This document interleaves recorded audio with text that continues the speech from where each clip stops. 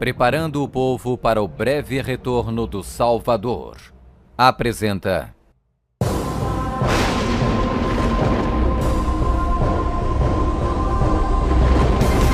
Quem é a besta citada no livro do Apocalipse?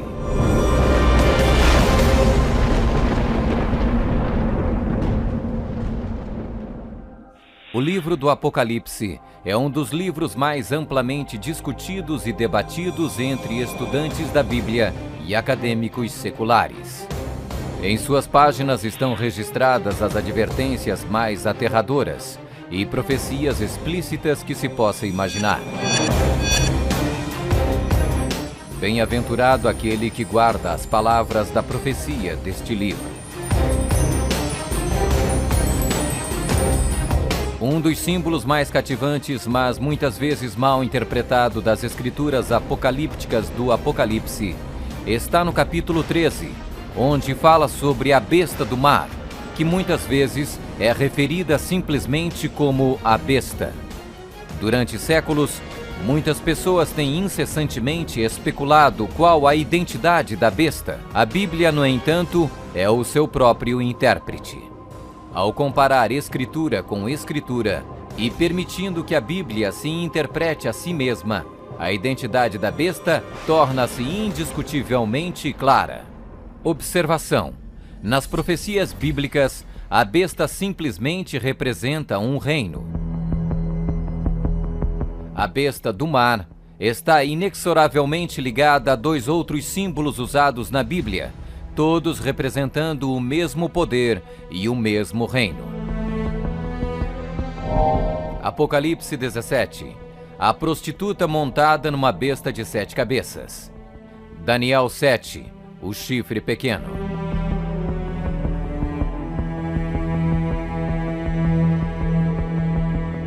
Quando comparamos Escritura com Escritura, a identidade deste poder anticristo torna inevitavelmente óbvio. 15. Características que identificam o poder da besta.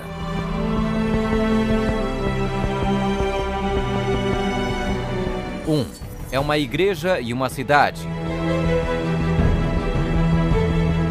E a mulher, prostituta, que viste é a grande cidade que reina sobre os reis da terra. Apocalipse 17, 18. Observação: na profecia, a mulher é igual à igreja, a prostituta, mulher, portanto, igual uma apóstata, igreja infiel. 2. Está sentada sobre 7 montes.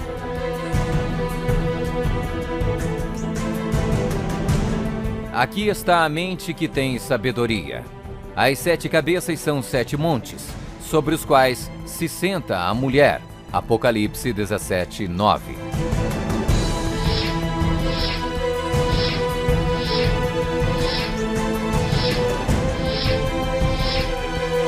Está vestida de púrpura e escarlate, e é adornada de ouro e pedras preciosas.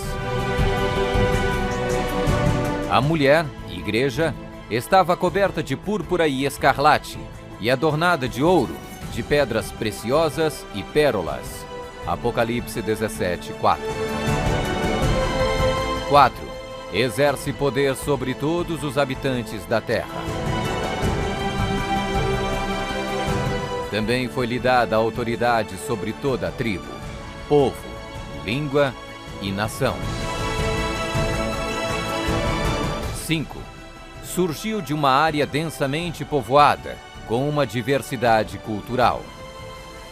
Também disse-me: as águas que viste, onde a prostituta se senta, são povos, multidões, nações e línguas.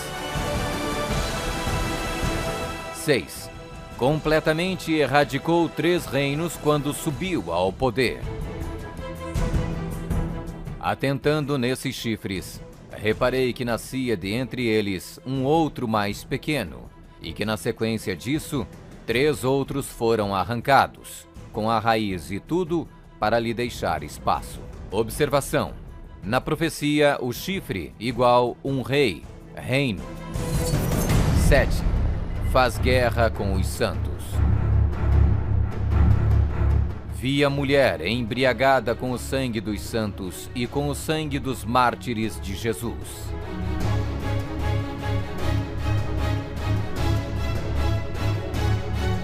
Oito. Tem um único homem que age e fala por todos. Eis que neste chifre havia olhos, como os de homem, e uma boca que falava com grande insolência. 9. O soberano deste reino se levanta contra tudo que se chama Deus. Ninguém de nenhum modo vos engane. O homem da iniquidade é revelado, o filho da perdição, o qual se opõe e se levanta contra tudo que se chama Deus, o objeto de culto, a ponto de assentar-se no santuário de Deus, ostentando-se como se fosse o próprio Deus.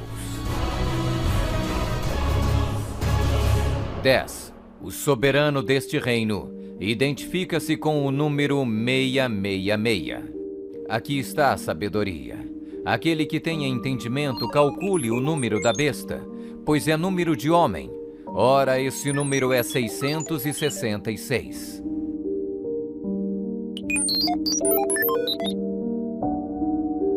11. Fala arrogâncias e blasfêmias. Foi-lhe dada uma boca que proferia arrogâncias e blasfêmias. 12. Tentou mudar o calendário e a lei de Deus. E cuidará em mudar os tempos e a lei.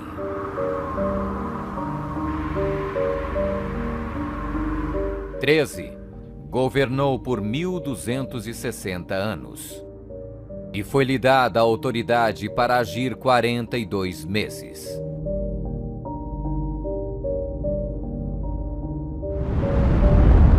Observação: um dia profético igual um ano literal. Ano lunar, 354 dias. Ano solar, 365 dias.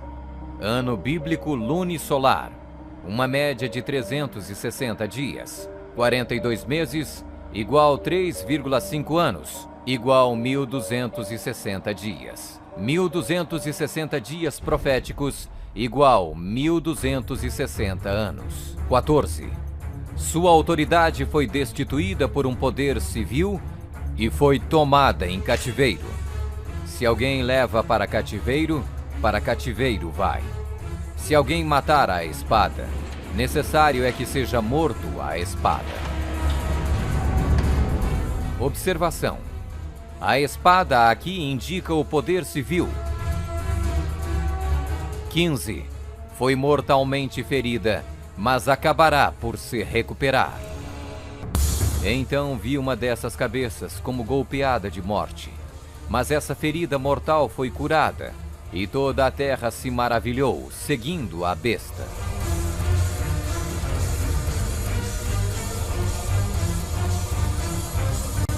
É uma igreja e uma cidade. Está sentada sobre 7 montes. Está vestida de púrpura e escarlate, e adornada de ouro e pedras preciosas. Exerce poder sobre todos os habitantes da terra. Surgiu de uma área densamente povoada, com uma diversidade cultural. Completamente erradicou 3 reinos quando subiu ao poder. Faz guerra com os santos. Tem um único homem que age e fala por todos.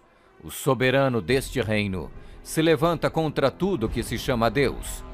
O soberano deste reino identifica-se com o número 666. Fala arrogâncias e blasfêmias. Tentou mudar o calendário e a lei de Deus. Governou por 1260 anos. Sua autoridade foi destituída por um poder civil e foi tomada em cativeiro. Foi mortalmente ferida, mas acabará por se recuperar. Somente um poder na história corresponde com todos estes detalhes da descrição profética. A Igreja Católica Romana. Vamos conferir. A Igreja Católica Romana. 1. É uma igreja e uma cidade. A Igreja Católica Romana e a cidade e estado do Vaticano são sinônimos. O Tratado de Latrão, Papa Pio XI, Mussolini, 1929, declarou o Vaticano um estado independente e reconheceu a soberania do Papa dentro da cidade. Os pactos consistiam de um tratado político que criou a cidade-estado do Vaticano e deu reconhecimento total da soberania à Santa Sé. 2. Está sentada sobre 7 montes. Roma. A cidade das 7 colinas.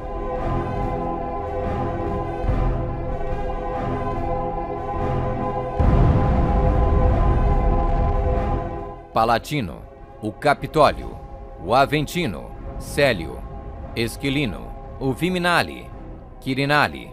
O local histórico de Roma nas famosas 7 colinas foi ocupado durante a Idade do Bronze.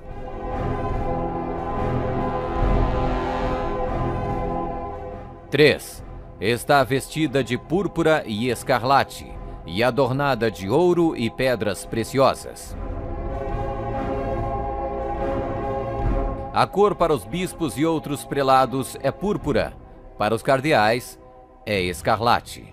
A cruz peitoral deve ser feita de ouro e decorada com pedras preciosas. Observação: havia 4 cores determinadas por Deus para serem usadas pelos sumos sacerdotes: ouro, azul, púrpura e carmesim. Disse o Senhor a Moisés: fala aos filhos de Israel e diz-lhes que nos cantos das suas vestes façam borlas pelas suas gerações, e as borlas em cada canto presas por um cordão azul. E as borlas vos serão, para vendo-as, vos lembreis de todos os mandamentos do Senhor, e os cumprais. E não seguirei os desejos do vosso coração, nem os dos vossos olhos, após os quais andais adulterando, para que vos lembreis de todos os meus mandamentos e os cumprais, e santos sereis a vosso Deus. 4. Exerce autoridade sobre todos os habitantes da terra. Nós definimos que a Santa Sé Apostólica e o Pontífice Romano têm a supremacia sobre todo o mundo, sobre o qual não existe autoridade superior. O Papa Gregório se declara como direto herdeiro da comissão ilimitada sobre todas as almas. 5. Surgiu de uma área densamente povoada com uma diversidade cultural. A Igreja-Estado Católica Romana surgiu do meio de 10 tribos, monarquias originais da Europa. Anglo-saxões, Inglaterra; germanos, Alemanha; visigodos, Espanha; francos, França; lombardos, Itália; burgundos, Suíça; suevos, Portugal; érulos; ostrogodos; vândalos;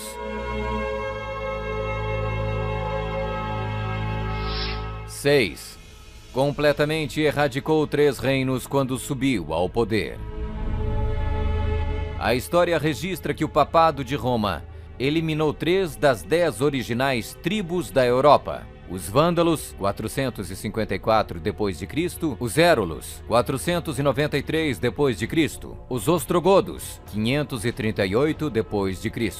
O imperador católico Zeno preparou um tratado com os ostrogodos em 487, o qual resultou na erradicação do reino ariano dos érulos em 493. E o imperador católico Justiniano exterminou os vândalos arianos em 534 e, significativamente, quebrou o poder dos arianos ostrogodos em 538. Assim foram os 3 chifres de Daniel, os Érulos, os Vândalos e os ostrogodos, arrancados pela raiz. Hoje não existe uma única linhagem que pode ser rastreada até um destes 3 reinos. Eles foram literalmente erradicados, arrancados pela raiz. 7. Faz guerra com os santos.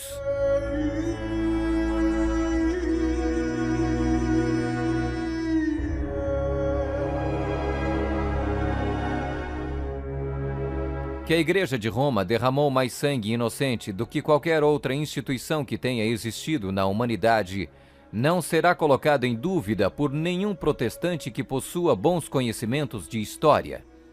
É impossível formar uma ideia completa do enorme número de vítimas, e é quase certo não existir poder de imaginação capaz de compreender adequadamente seu sofrimento.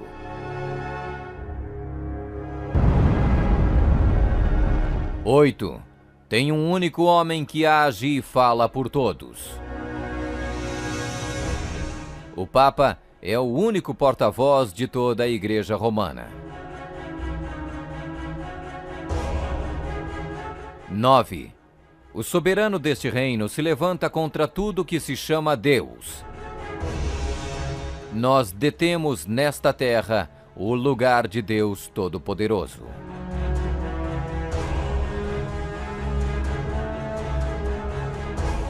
10. O soberano deste reino identifica-se com o número 666. A tríplice coroa do Papa tem a inscrição Vicarius Filii Dei, que em latim significa o vigário do Filho de Deus. O valor numérico do título blasfêmico é 666.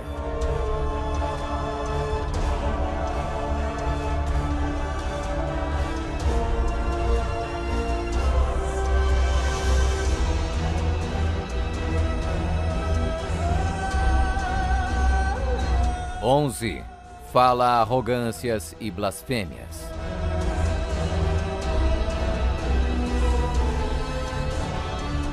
A Sagrada Escritura define blasfêmia como 1.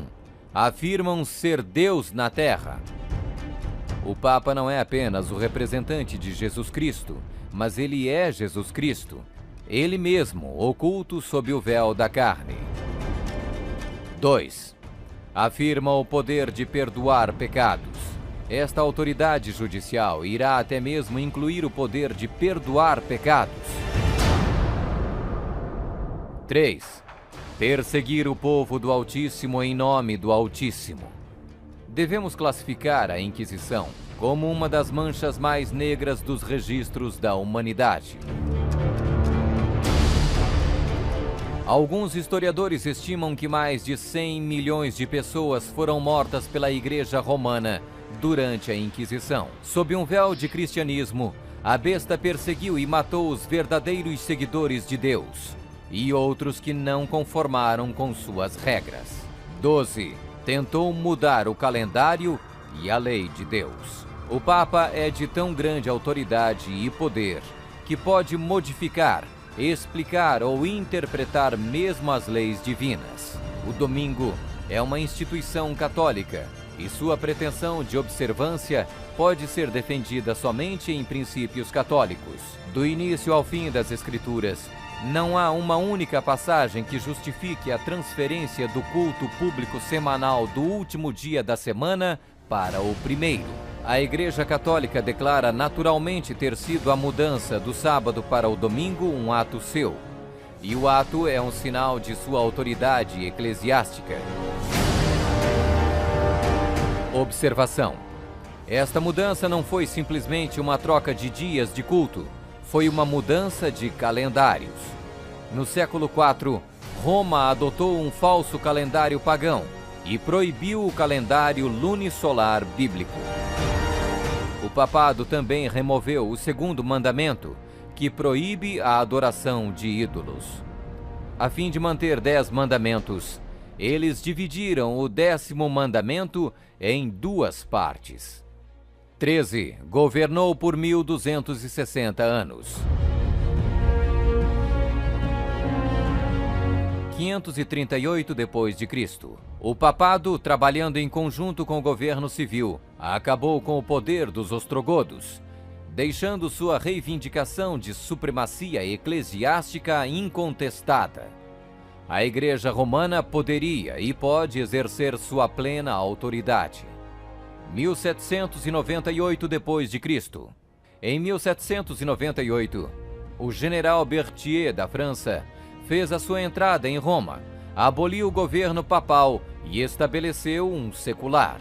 O papado governou durante exatamente 1260 anos, a partir de 538 até 1798. 14. Sua autoridade foi destituída por um poder civil e foi tomada em cativeiro. A suprema humilhação da Igreja veio quando Pio VI foi expulso de Roma pelos exércitos franceses em 1798 e no ano seguinte foi levado cativo por eles e arrastado de volta para a França, onde morreu. 15. Foi mortalmente ferida, mas acabará por se recuperar. O papado foi mortalmente ferido. O general Berthier aboliu o governo papal. A ferida começa a sarar e o papado revive. 1929. Roma foi concedida o soberano estatuto extraterritorial em 1929 pelo Tratado de Latrão e Concordata. Eis que venho sem demora. Bem-aventurado aquele que guarda as palavras da profecia deste livro.